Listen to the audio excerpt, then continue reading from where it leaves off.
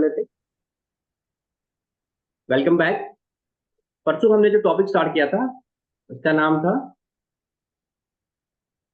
Debentures, benchers issue company of account में issue of debentures, जो हमें पढ़ना था ये पूरे टॉपिक में।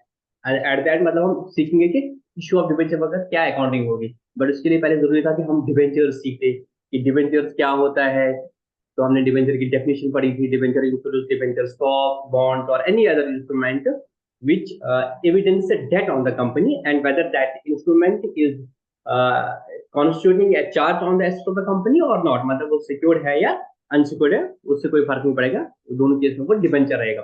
फिर हमने सीखा था कि अभी तक तो हमने शेयर पढ़ा था कि डिबेंचर और शेयर के बीच में क्या फर्क होता है। तो फिर हमें पता चला कि जो main owner of the company होते हैं वो शेयर होल्डर होते हैं, ये शेयर वाले होते हैं। और जो डिबेंचर होते हैं और जो जिनके पास डिबेंचर होते हैं उनको डिबेंचर होल्डर कहते हैं, और वो क्रेडिटर्स ऑफ द कंपनी है। शेयर होल्डर्स को डिविडेंड मिलता है, डिबेंचर होल्डर्स को डिबेंचर पे इंटरेस्ट मिल जाता है। इंटरेस्ट कंपनी का एक्सपेंस होता है, that is charge on the profit, where dividend is the appropriation of the profit. तो ये कुछ हमने सीखा था। और फिर जाके मैंने आपको बताया था टाइप्स ऑफ डिबेंचर। उसमें हमने इसको देखा किस एंगल से देखेंगे। तो पहले हमने देखा था सिक्योरिटी पॉइंट ऑफ व्यू से। तो हमने बताया डिबेंचर या तो सिक्योर हो सकते हैं या तो अनसिक्योर हो सकते हैं।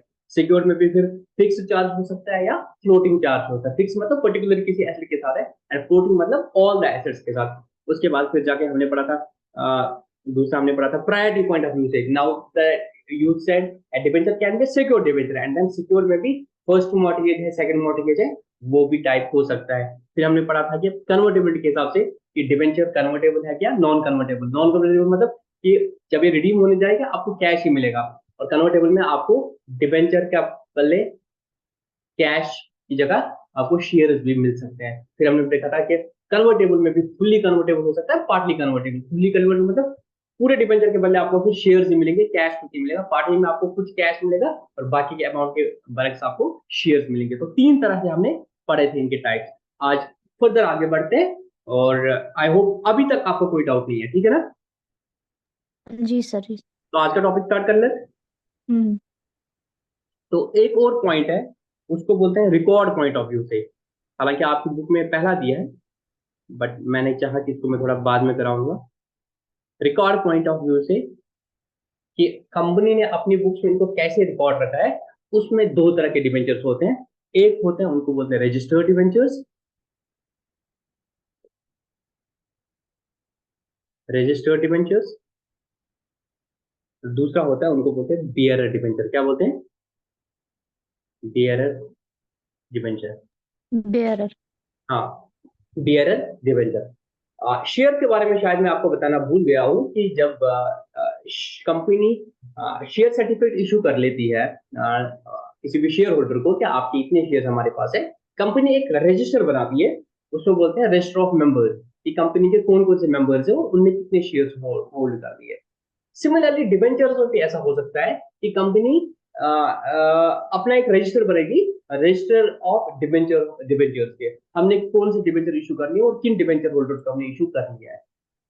अगर कंपनी डिबेंचर इशू कर रही है और वो ये रजिस्टर बना रही है, इट मींस उन्होंने क्या किया होगा, अपना डिबेंचर रजिस्टर में उस डिबेंचर होल्डर का नाम भी लिखा होगा। अगर ऐसे डिबेंचर्स कंपनी ने इशू कर दिए, उनको क्या कहलाया जाएगा? Registered debentures. क्या कहलाया जाएगा?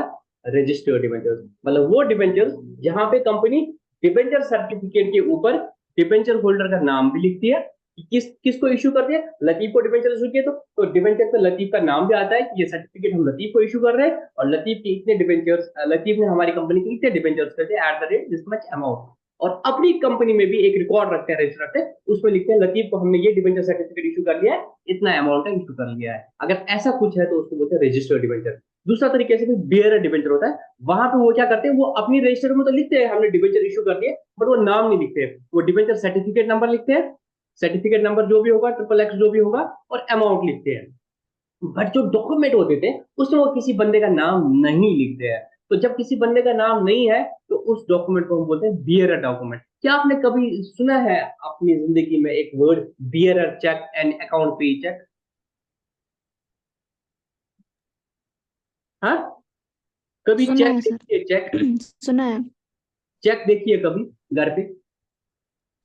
हाँ हाँ चेक हाँ। कितने टाइप्स के होते हैं? आप कॉमर्स के बच्चे हो, मैं दो ही बताऊंगा यहाँ पे। एक होता है अकाउंट पे चेक, दूसरा होता है बियरर चेक। अकाउंट पे चेक क्या होता है कि जिस बंदे का नाम लिखा होगा ना, जिस बंदे के जब चेक इशू करते हैं वहां पे नाम लिखते हैं। जैसे मैं लिखूंगा मोहम्मद लतीफ को मैंने चेक इशू कर दी, और यहाँ पे मैं 2 क्रॉस डालता हूँ, उसको बोलते हैं अकाउंट पे चेक। वो जो चेक है वो सिर्फ मोहम्मद लतीफ के अकाउंट में क्रेडिट होगी और किसी को नहीं मिलेगी। समझ आई बात? बियरर चेक में क्या करता हूँ, बियरर चेक में मैं अकाउंट पे वाला सिंबल नहीं बनाता हूँ, 2 क्रॉस नहीं बनाता हूँ, तो मैं उसमें सेल्फ लिख के कर लेता हूँ। तो जिसके पास वो चेक है वो बैंक में जा सकता है और इसको निकाल सकता है। समझ आई बात?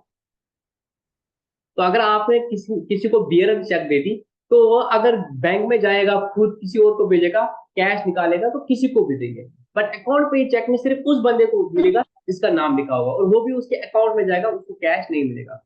ये होता है फर्क अकाउंट पे चेक और बियरर चेक में। तो रिकमेंडेड होता है कि सिर्फ आप अकाउंट पे चेक इशू करो, क्योंकि बियरर चेक में रिस्क है, आपका चेक अगर खो गया तो वो कोई भी बंदा निकाल सकता है, बट अकाउंट पे चेक कोई बंदा नहीं निकाल सकता है। वो आप आगे जाके पढ़ोगे, वहां पे भी मतलब होता है बियरर चेक। बियरर चेक या बियरर बनता है जिसके हाथ में है, तो बियरर डिबेंचर क्या हो गया, जिसके हाथ में है वही उसका मालिक है ना, वही उसका मालिक है और उसी को इंटरेस्ट मिलेगा। रजिस्टर्ड डिबेंचर में क्या है, कल को जब कंपनी इंटरेस्ट देगी तो वो किसके अकाउंट में क्रेडिट करेगी, जिस बंदे के नाम की डिबेंचर्स है उसी को चेक मिलेगा, उसी के हाथ में इंटरेस्ट मिलेगा। बट बियरर में ऐसा कुछ नहीं, बियरर में कोई भी बंदा जाएगा, उसको उसको इंटरेस्ट मिलेगा इसका, क्योंकि कंपनी जो डॉक्यूमेंट इशू किया है वो बियरर इशू किया है, उसने किसी का नाम नहीं रखा है। और बियरर डिबेंचर का दूसरा एडवांटेज जो होता है डिबेंचर होल्डर के नाम पे, अगर मेरे को सपोज मैंने डिबेंचर कंपनी के खरीदे, तो 2 साल बाद मैं चाहता हूँ यार कंपनी के डिबेंचर में वापस कर लेता, बट कंपनी तो नहीं बोलेगी, कंपनी के डिबेंचर है 10 ईयर्स के।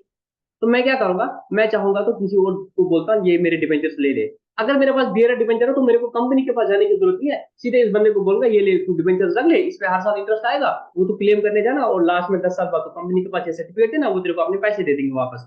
बट रजिस्टर में मैं कंपनी के बगैर नहीं कर सकता हूँ। रजिस्टर्ड डिबेंचर अगर मेरे पास है और मुझे किसी और बंदे को ट्रांसफर करना है, तो मेरे को कंपनी के पास आना पड़ेगा, उनको बोलना पड़ेगा कि मेरा आप कैंसिल करके इसके नाम का इशू कर लो, या कुछ डीड वीड बना के उसके नाम का वहां पे ट्रांसफर करूंगा, वो कंपनी की कंसर्न से होगा। तो आपको रजिस्टर्ड डिबेंचर और बेयर डिबेंचर में फर्क समझ आया?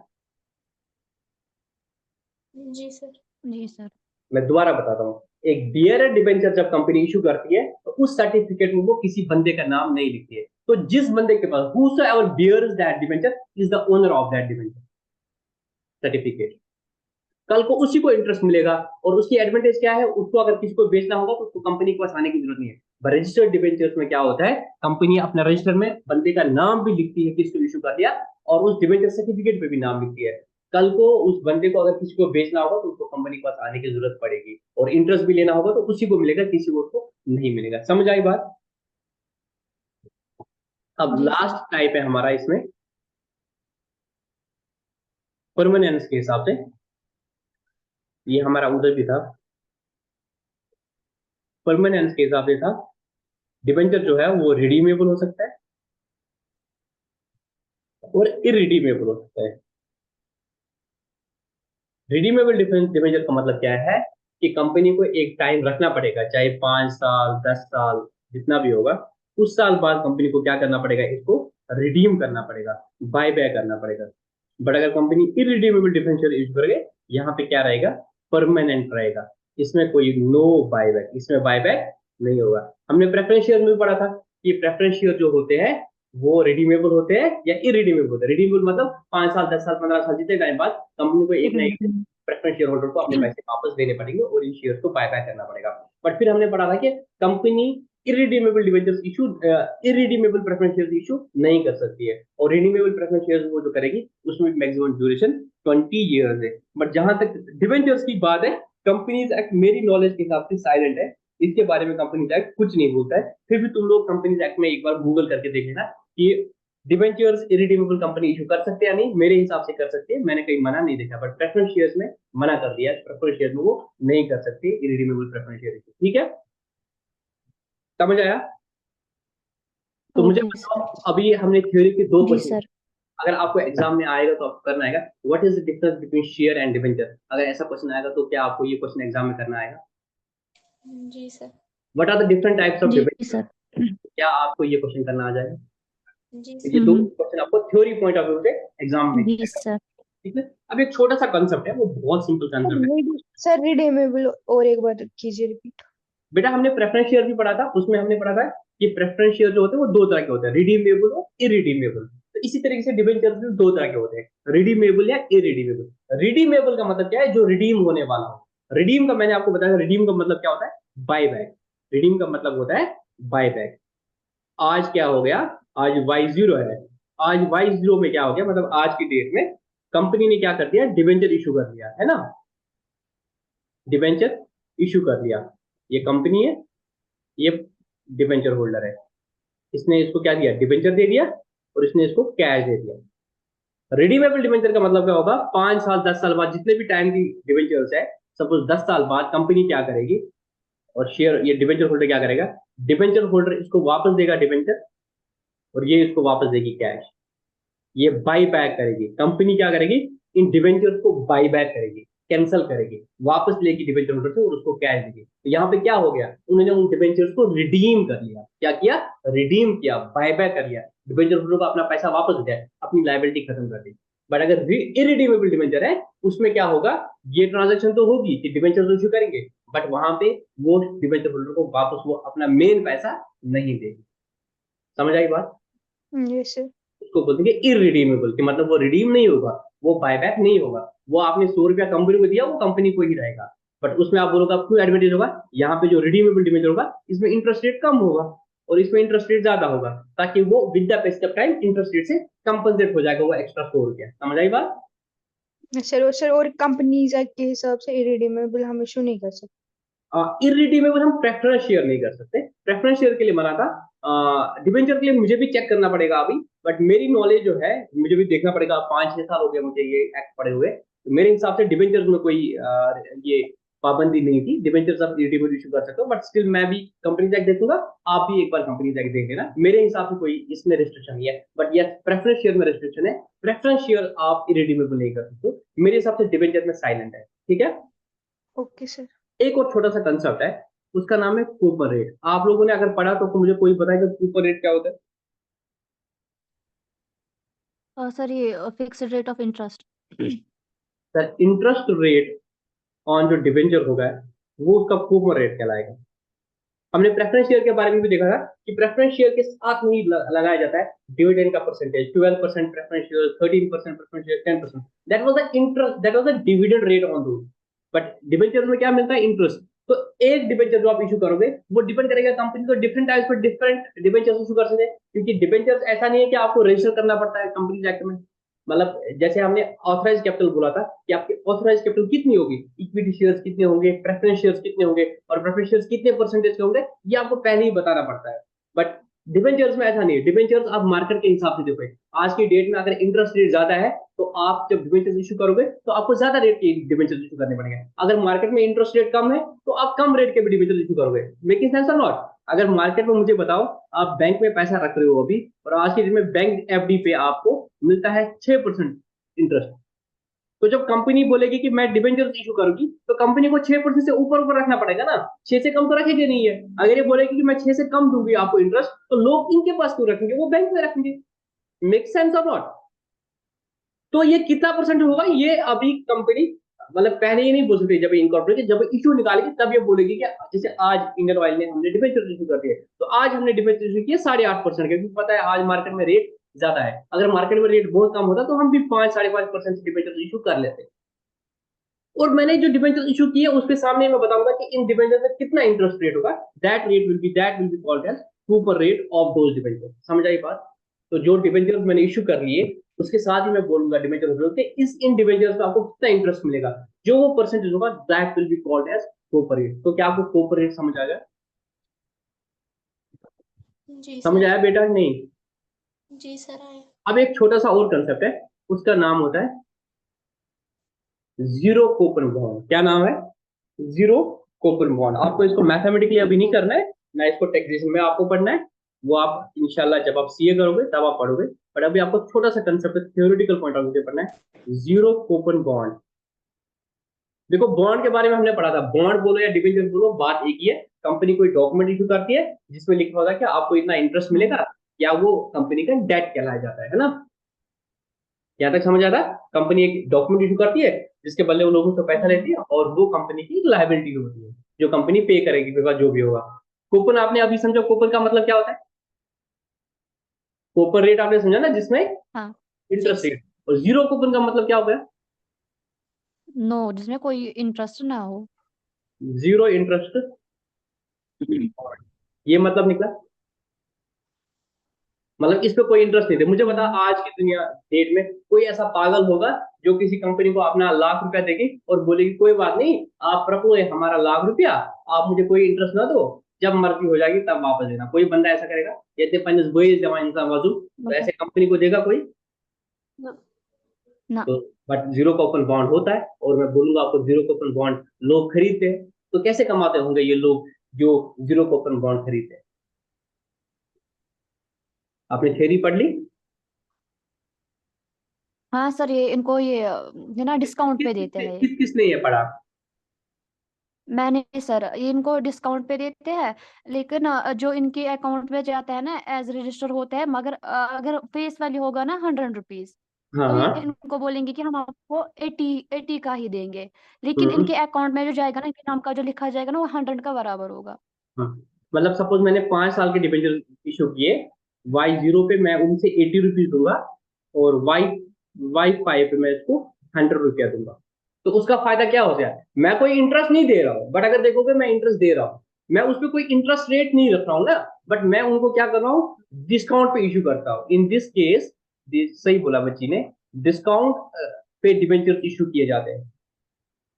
जो डिबेंचर 100 का था, मैं उनसे सिर्फ ₹80 लेता हूँ। कंपनी एज ए कंपनी मैं उनसे ₹80 ही लेता हूँ, और उनको बोलता हूँ 5 साल वेट करो, 5 साल बाद आपको ₹100 मिलेगा। It's just like that. आपने बैंक में आज ₹80 रखे, और 5 साल बाद आपको ₹100 मिले, तो 5 साल में क्या है उसमें ऐड हो गया? उसमें इंटरेस्ट ऐड हो गया। तो बेसिकली आप उसमें इंटरेस्ट रेट निकाल सकते हो बैंक कैलकुलेशन करके। कैसे?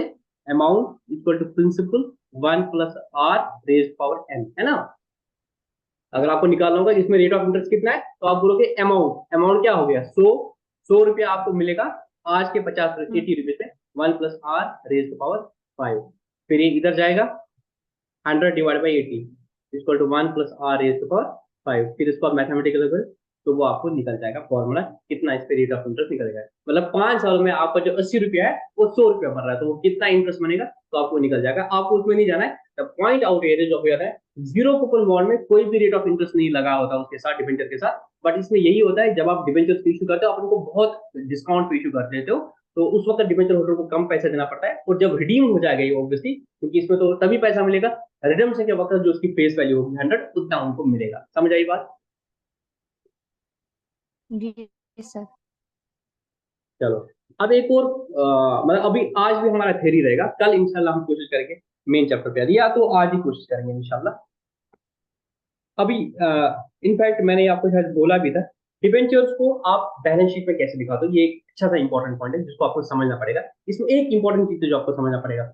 अगर आपको याद करोगे, जब मैं वो बनाया था कंपनी की फाइनेंशियल स्टेटमेंट जब मैंने बनाए थे, तो मुझे कौन हेल्प करेगा फाइनेंस स्टेटमेंट बनाने में? जी सर, मुझे वो याद है। हाँ, तो ये मैंने में बिल्ला, ठीक है, ओके सर। मैंने सबको बोला। Particulars, note number.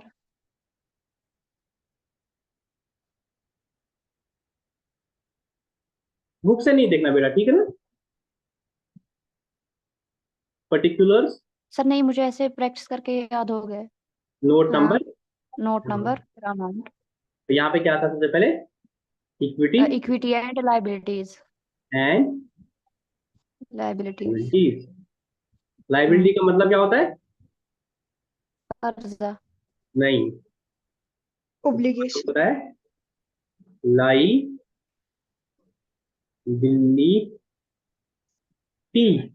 बिल्ली ने चाय लाई, लाई बिल्ली टी, ठीक है। Equity and liability. लाइबिलिटी। इसके नीचे क्या आता है बेटा? Share holders fund. Share holders holders fund. Fund. इसके नीचे क्या आता है रिजर्व एंड सरप्लस। बेटा? शेयर कैपिटल आता है पहले, ठीक है। हाँ, शेयर कैपिटल, हाँ हाँ, फिर रिजर्व एंड रिजर्व, सरप्लस, हाँ, दूसरा पार्ट। Reserve and surplus. इसको आएगा नोट नंबर 1, नोट नंबर 2, वो note number 1, note number 2 notes के अकाउंट में बन जाएगा, उधर हमें जाने की जरूरत नहीं है। ठीक है बेटा। अब अभी आएंगे जो हमारा मेन टॉपिक है। दूसरा हमारा जो आता है, कौन बताएगा मुझे नॉन बोलने के बगैर? सर नॉन हमारा करंट है liability. Non current current liability. Liabilities. इसमें भी बहुत तरह हो जाएंगे, बट जो अभी हमारा कंसर्न है वो है लॉन्ग टर्म बोरोइंग। क्या है? Long term long borrowing. Term long term borrowing. Borrowing. और तीसरा हमारा आता है करंट लाइबिलिटीज। करंट और इसमें हमारा आता है, बाकी और भी आते हैं, लायबिलिटी। मैं जो मेरे रिलेवेंट है वो है अभी शॉर्ट टर्म बोरोइंग। ठीक है, short term. Short term buying. अब आएगा पॉइंट जो मेरा डिबेंचर्स है। अगर मैंने जी। कंपनी डिबेंचर्स इशू किए, मैंने 10 लाख के डिबेंचर्स इशू कर लिए, मैंने 10 लाख के डिबेंचर्स इशू कर लिए, ठीक है ना, मतलब रुपीज 10 लाख के डिबेंचर्स इशू कर लिए, which are redeemable after 5 years। तो लॉन्ग टर्म है। तो मुझे बताओ ये कहाँ पे आएगा? ये शॉर्ट टर्म में आएगा या लॉन्ग? पहले तो ये समझ आएगा कि कहाँ पे आएगा, शेयर होल्डर फंड में आएगा? नहीं सर, ये हमारी लाइबिलिटी है तो ये लाइबिलिटीज में आएगा। अब लाइबिलिटीज हमारी दो तरह की है यहाँ पे जी। मेजरली, आप समझ लो, नॉन करंट लाइबिलिटी या करंट लाइबिलिटी। पहले ये देखेंगे कि मेरे अगर डिबेंचर करंट। मैंने इशू कर लिए जो जो मुझे 5 साल बाद पे करने हैं, तो ये मेरी करंट लाइबिलिटी है नॉन करंट लाइबिलिटी? जोर से बताओ, मुझे आपकी आवाज नहीं। Non current. बाकी 3 बच्चे अभी बताएंगे क्या होंगी बच्चियों ये? Non current ma'am. मुझे एक ही आवाज आ रही है। Non current liabilities. हो गई 2 आवाज, नॉन करंट। हो गई 3। वही कुछ बचे, नाटिका, कौन था बबुल? नाटिका ने क्लास में 3 ही आवाज है तेरा। चलो, अच्छा आप लोगों ने नॉन करंट क्यों बोला? What is the difference between current liability and non current liability? Sir 12 month से ज्यादा जो एक्सीड करेगी वो सर लॉन्ग आज जिस दिन हम बैलेंस शीट बना रहे हैं, मैं इसमें और भी था पर तुमने बहुत सही पकड़ा कि सर जिस दिन हम बैलेंस शीट बना रहे हैं, अगर मैं आज बैलेंस ये शीट बना आवाज रहा हूँ, ब्रेक तो हो सुनो गई। मेरी बात सुनो।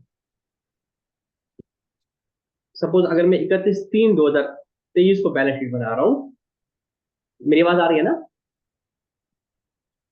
मेरी जी आवाज सर। आ रही हाँ है हाँ ना? बारे। हाँ, अगर मैं 31 दो हाँ हजार हाँ। तेईस को बैलेंस शीट बना रहा हूँ, तो कोई मेरी जो लाइबिलिटी, पहले ये समझना है कि वो मेरा लाइबिलिटी है, कैपिटल है या एसेट है, वो समझ गया कि लाइबिलिटी है, इतना हम सब एग्री हो गए कि डिबेंचर मेरा लाइबिलिटी है।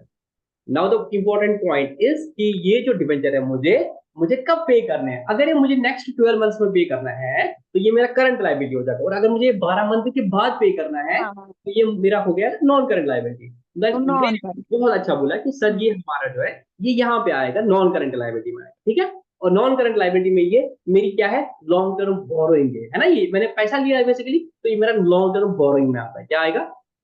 Long term borrowings. तो 31/3/2023 सपोज आज ही मैंने इशू कर दिया, तो आज सपोज 31/3/2023, मतलब ये मैंने 1/4/23 को किया था, अब 31/3/2023 को जब मैं 1/4/2023 को मैंने इशू किए थे, है ना, तब तो बैलेंस शीट नहीं बनाऊंगा, balance sheet at the year and बनाऊंगा। तो अभी मैं बोलूंगा इसको मैंने अभी भी 4 साल बाद इशू रिडीम करना है ना, क्योंकि जब मैंने 1/4/2023 को इशू कर जी। लिया तो इनका रिडेम्पशन डेट क्या होगा? इनका रिडेम्पशन डेट होगा 31/3/2028। हाँ हाँ हाँ। जी।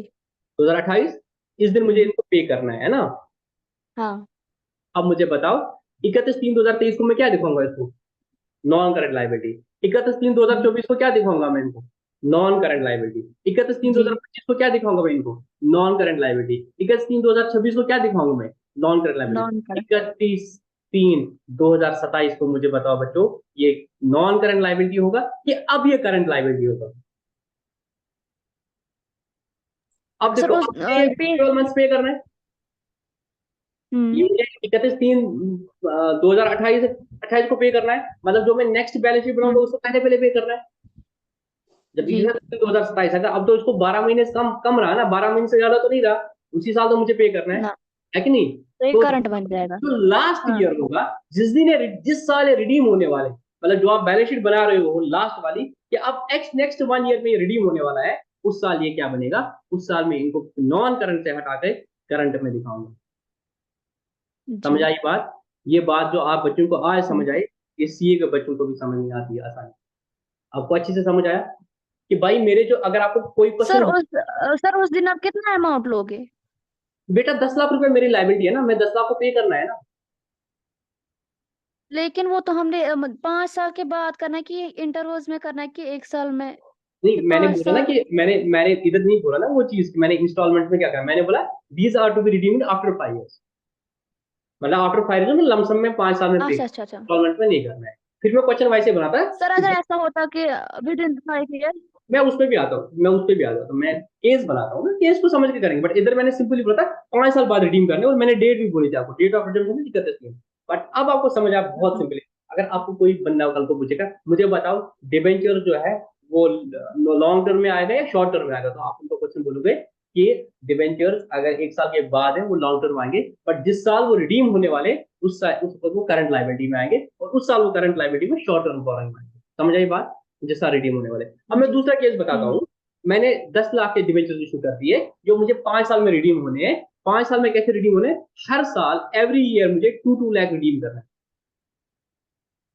तो जब आप 31/3/2023 को 23 को आ जाओगे तो आप बोलोगे आप इस साल की पोजीशन क्या है, इस साल में मुझे 2 लाख रिडीम करने हैं और 8 लाख को अभी बाद में करना है। तो क्या हो जाएगा, पहले साल 8 लाख इधर आएंगे, 2 लाख इधर आ जाएंगे, वो 2 लाख अगले साल पे हो जी जी। जाएगा, और अगले साल क्या हो जाएगा, इधर 6 आ जाएगा, इधर 2 आ जाएगा, फिर इधर 4 आ जाएगा, इधर 2 आ जाएगा, फिर इधर 2 आ जाएगा, इधर 2 आ जाएगा, फिर इधर कुछ नहीं आएगा, इधर 2 आ जाएगा। उस साल में the point is very simple, जो साहिबा ने पहले बोला, सर नेक्स्ट 12 मंथ्स में जो भी आपको पे करना है वो करंट लायबिलिटी है, जो 12 मंथ्स के बाद करना है उस दिन के बाद, रिपोर्टिंग डेट के बाद, that is your long term liability. ये बहुत सिंपल बेंचमार्क है कि रिपोर्टिंग डेट जो मेरा है जिस दिन मैं बैलेंस शीट बनाऊं, इसके बाद 12 महीने देखो, अगर कोई डेट 12 महीने के बाद आ रही है दैट योर नॉन करंट, अगर वो 12 महीने के अंदर आ रही है दैट इज करंट। ठीक है बेटा, जी। अच्छे से समझ आया? हाँ हाँ।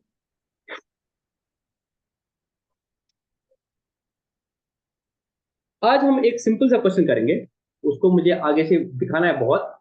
डिबेंचर्स के साथ क्या होता है, डिबेंचर्स आप इश्यू करोगे और बाद में इनको आप रिडीम जब करोगे, और उसके बाद एक स्टेज आता है कि डिबेंचर्स को जब आपको रिडीम करना है, ये प्रेफरेंस शेयर्स में भी आता है।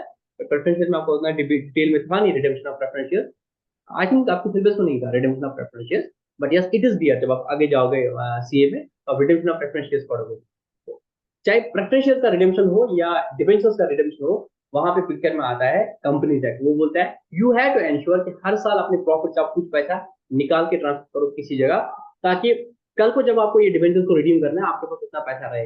तो प्रेफरेंस शेयर में केस में हम उस पैसे को ट्रांसफर करते हैं कैपिटल रिडेम्पशन रिजर्व अकाउंट में, और डिबेंचर के केस में हम उसको ट्रांसफर करते हैं डिबेंचर रिडेम्पशन रिजर्व में। हर साल अपने प्रॉफिट से कुछ परसेंटेज प्रॉफिट हम कम करके ट्रांसफर करते हैं डीआरआर में, ताकि उतना पैसा हमारा बिजनेस में रहे, हम उसको in the form of dividend बाहर ना निकालें।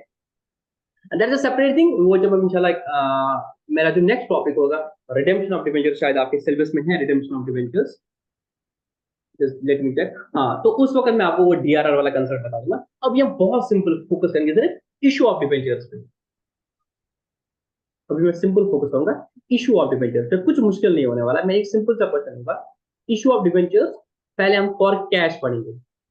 तो इशू ऑफ डिबेंचर्स याद करो, इशू ऑफ शेयर्स फॉर जब कैश पढ़ते थे वहां पर बोलते थे कि शेयर जो आप इशू कर सकते हो वो हो सकता है आपका पार पे हो सकता है, पार प्रीमियम और डिस्काउंट। हाँ। प्रीमियम पर हो सकता है, और डिस्काउंट हो सकता है। बट वहां मैंने बोला था कि कंपनीज एक्ट आपको मना करता है आप शेयर्स को डिस्काउंट पे इशू नहीं कर सकते। डिस्काउंट। दो मनाएं वहां पे करती थी कंपनीज एक्ट, एक शेयर्स को आप डिस्काउंट पे इशू नहीं कर सकते हो, और प्रेफरेंस शेयर्स आप इरिडीमेबल नहीं कर सकते।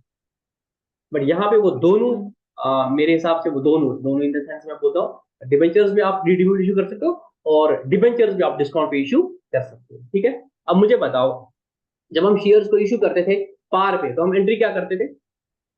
पार पे भी अब दो बैंक चीजें, अकाउंट डेबिट। पार पे भी दो चीजें हो सकती है। आप जो पैसा है वो इंस्टॉलमेंट में मंगा लो, हाँ। ऐसा या होगा लमसम में। लमसम में मना, है ना? डिबेंचर एप्लीकेशन शेयर्स में नॉर्मली क्या होता है जब इनिशियल पब्लिक ऑफर होता है वहां पे आप इंस्टॉलमेंट में मंगाते हो, एप्लीकेशन पे कुछ, अलॉटमेंट पे कुछ, and then first and final पे कुछ। बट जब आप फर्दर पब्लिक इशू निकालते हो, दूसरी बार जब पब्लिक इशू निकालते हो वहां पे आप सारा पैसा एक साथ मंगाते हो। डिबेंचर्स में ऐसा ही है, चाहे आप अलग अलग मंगा लो, मतलब एप्लीकेशन पे कुछ मंगा लो, अलॉटमेंट पे कुछ मंगा लो, या चाहे तो आप एक साथ मंगा लो। अगर आप एप्लीकेशन पे मतलब वो रखोगे इंस्टॉलमेंट में रखोगे कि एप्लीकेशन पे जैसे 100 रुपया है, एप्लीकेशन पे आप 20 रुपया दे दो, तो उस केस में एंट्री क्या होगी? अगर issue of debentures at par, उसमें एप्लीकेशन में अगर सपोज आपने बोला कि 100 रुपए का डिबेंचर है और आपने बोला कि भाई एप्लीकेशन पे आप 2 रुपए 20 रुपए दे दो, अलॉटमेंट पे आप 30 रुपए दे दो, और फर्स्ट कॉल पे आप 50 रुपए दे दो। आप इसकी एंट्री करो, बहुत सिंपल है। कंपनी के पास कितने डिबेंचर्स की एप्लीकेशन आएंगे? सपोज पहले कंपनी के पास 100 रुपए का डिबेंचर है तो 20 रुपए आ जाएंगे। कंपनी एक्चुअली क्या करेगी? Bank bank account account debit 20 रुपया, तो और डिबेंचर, वहां पे हम शेयर एप्लीकेशन बोलते थे, यहाँ पे डिबेंचर यहाँ पे एप्लीकेशन डिबेंचर अकाउंट। 20 रुपया। और वहां पे फिर डिबेंचर, वहां पे हम करते थे share application account debit to share capital. यहाँ पे कैपिटल यहाँ बोलते हैं, यहाँ पे डिबेंचर्स है, तो एंट्री हो जाएगी debenture application account debit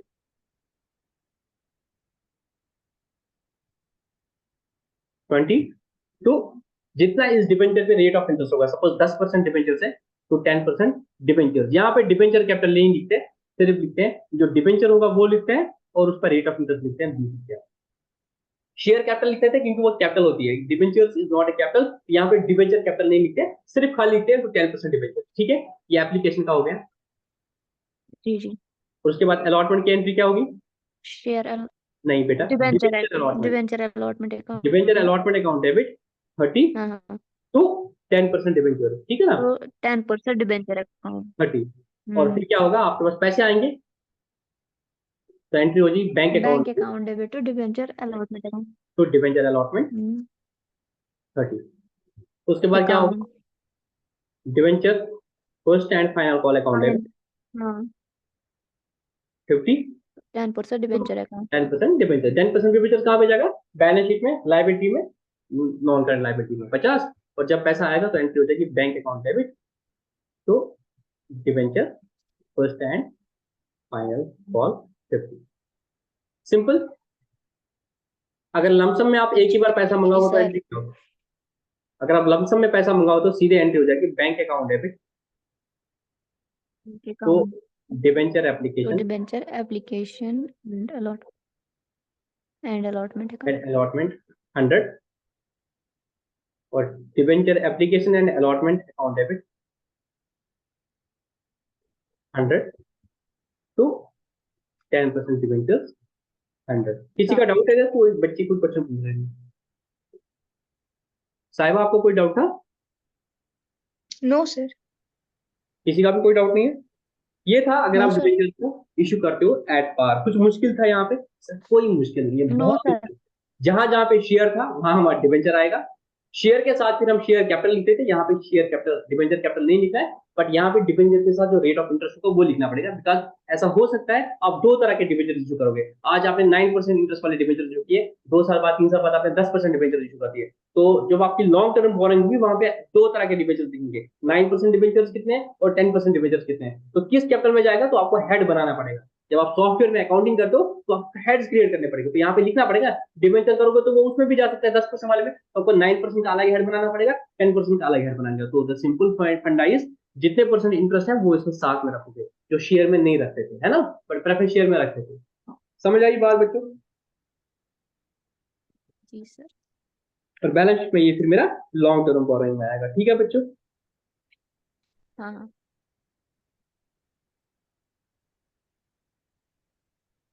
sir हमने अभी बैलेंस शीट में क्यों इक्विटीज और लाइबिलिटीज खाली लिखा? समझा नहीं मैं क्या बोल रहे हो? हमने जो अभी बैलेंस शीट बनाई ना, हाँ बेटा, उसमें हमने खाली इक्विटीज एंड लाइबिलिटीज ही क्यों लिखा? मैंने आपको प्रेजेंटेशन दिखाना था कि डिबेंचर्स कहाँ पे आते हैं, तभी मैंने रिवीजन कराने के लिए सारा दिखा दिया। लाइबिलिटी वाला पार्ट, एसेट वाला पार्ट मैंने नहीं दिखाना ना। एसेट वाला पार्ट भी आ जाएगा तो यहाँ पे फिर एसेट्स में आ जाएगा, करंट एसेट्स में आपको पास कैश आ जाएगा। जैसा मेरा एक्चुअली पॉइंट था कि डिबेंचर्स बैलेंस शीट में कहाँ आता है, तभी मैंने इक्विटी एंड लाइबिलिटी वाला पार्ट ही बनाया। ठीक है, यस सर। डाउट क्लियर हो गया? उसमें यस सर। बैलेंस शीट कोई भी बनाओगे तो उसमें एसेट पार्ट भी आएगा, बट मेरा अभी जो फोकस था that was only with respect to debenture. Debenture कहाँ पे आएगा, बट आपको याद कराने के लिए आहिस्ता आहिस्ता एक ही दिन में आपको याद नहीं हो जाएगा, तभी मैंने ये चीज भी लिखा ताकि वो समझ आएगा कि कहाँ पे लिखना होता है। ठीक है, ओके सर। चलो ऐसे ही पूछा करो, कोई भी क्वेश्चन आएगा ना कभी ये नहीं सोचा कि यार ये एब्सर्ड डाउट हो सकता है, पूछा करो, दिमाग में कुछ मत रखो, अदरवाइज फिर पछतावा होता है बाद में जिंदगी में। एक छोटा सा क्वेश्चन कर लेते हैं, इलस्ट्रेशन नंबर 1 पे आ जाओ।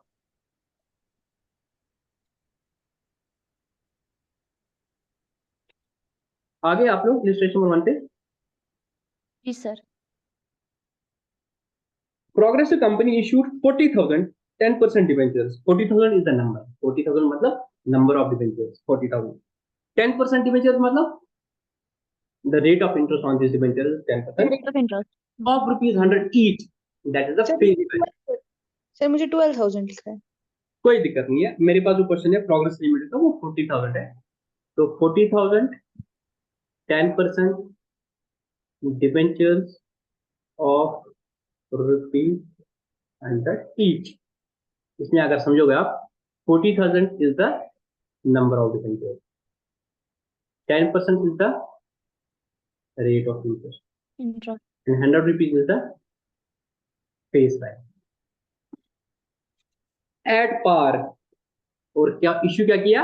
एट par, मतलब इश्यू प्राइस जो है पार पे। वो भी 100 है। फिर क्या लिखा है? Redeemable at par. इसका सिग्निफिकेंस आगे वाले लेक्चर्स में आपको होगा। रिडीमेबल एट पार मतलब जो रिडीमेबल प्राइस होगा वो भी 100 होगा, है ना। अगर रिडीमेबल फ्री में होगा उसकी कुछ अकाउंटिंग एंट्री डिफरेंट होती है, वो मैं बाद में बताऊंगा। एंड आफ्टर 5 years, ये आपको 5 साल बाद आपको पे करना है वापस, ठीक है ना।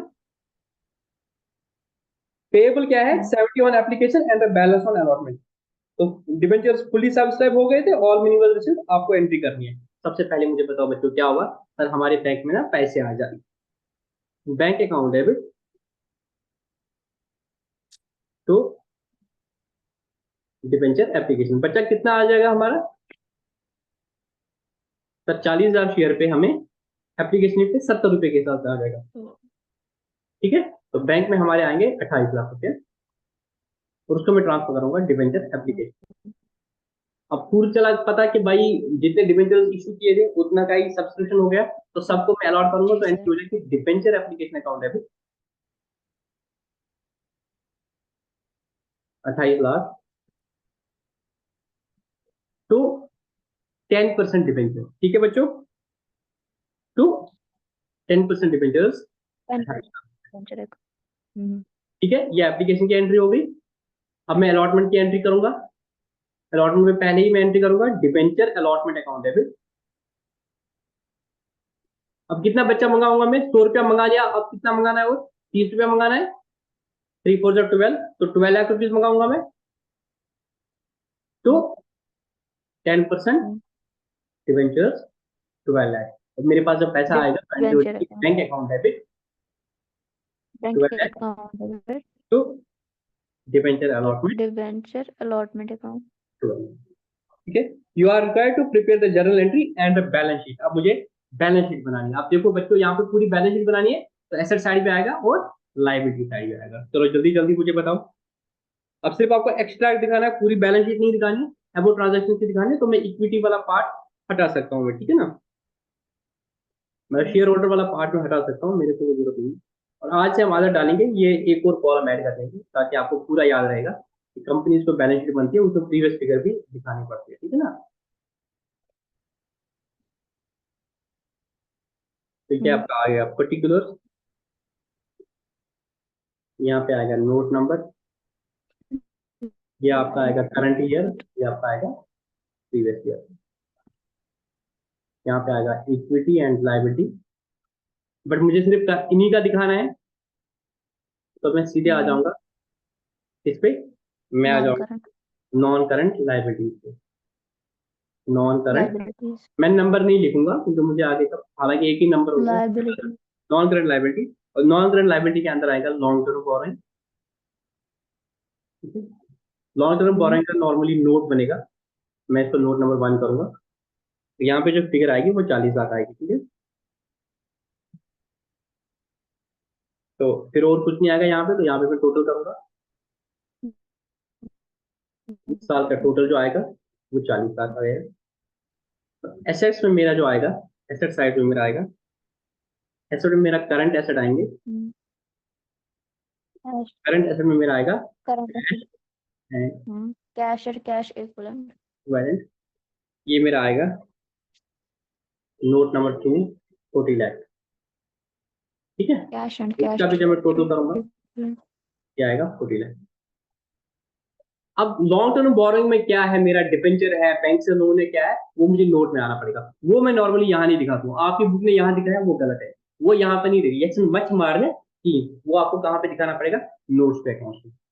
इसके नीचे फिर मैं बनाऊंगा नोट पे अकाउंट,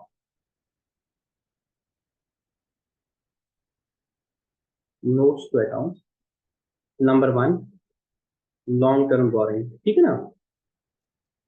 जी सर। यहाँ पे बनाऊंगा फिर मैं 10% debenture ₹40 lakh. Long term borrowing में कुछ और भी हो सकता है, बैंक लोन भी हो सकता है, तो वो उधर बैलेंस शीट में नहीं दिखाना है, वो नीचे दिखाना है फिर टोटल करके, जो उसका टोटल होगा वो फिर उधर जाएगा। और दूसरा नोट मेरा क्या था, cash and cash equivalent. Cash and cash equivalent में भी 2-3 तरीके के होते हैं, जब मैं आपको फाइनेंस स्टेटमेंट पढ़ाऊंगा तब सारा बताऊंगा। इसमें मेरा क्या है, कैश इन हैंड नहीं है, कैश एट बैंक है। यहाँ पे दिखाऊंगा मैं नंबर 1 करके, कैश एट बैंक। बैंक पे मेरे पास 40 लाख रुपीज है, बिकॉज मैंने बैंक अकाउंट डेबिट किया था। बस ये दो दो यहाँ पे नोट थे, समझ आया आपको। अब मुझे बता, अगर जी सर। लमसम में तो आपको करना आ जाएगा, जैसे इलस्ट्रेशन नंबर 2 है। हाँ तो हाँ। एक्चुअली मुझे थोड़ा सा फीवर लग रहा है, मैं जस्ट अभी ऑफिस आया था, तो आई थिंक मैं थोड़ा सा रेस्ट ले लूँ। और आपका मतलब कंटेंट आज हमने ज्यादा ठीक पढ़ा, है। ऐसा नहीं कंटेंट हमने कम पढ़ा, बट इतना था कि मैं थोड़ा तेज तेज बोला। तो मैं I will take a break here, मुझे थोड़ा सा फेवरिश लग रहा है। आप इलस्ट्रेशन नंबर 2 कर देना आप बच्चों। और एक मिनट में जस्ट और प्रैक्टिकल क्वेश्चन देख लेता हूँ। आपकी थ्योरी के क्वेश्चन है, इस चैप्टर में थ्योरी के क्वेश्चन है, वो आप देख लेना एग्जाम पॉइंट ऑफ व्यू से। और प्रैक्टिकल क्वेश्चन आप क्वेश्चन नंबर 1 और क्वेश्चन नंबर 2 करना है। तो basically illustration number 1, illustration number 2, question number 1 और क्वेश्चन नंबर 2। और थोड़ा सा आज आगे जो issue of debentures at discount है और issue of debentures at premium जो है, ये दोनों आप थोड़ा पढ़ के आ जाना जैसे, ठीक है। बट पहले इसको पढ़ने से पहले आप एटलीस्ट होमवर्क कर लेना, अगर टाइम बचे हो प्रैक्टिकल क्वेश्चन से, फिर ये थोड़ा थ्योरी भी पढ़ना, ठीक है।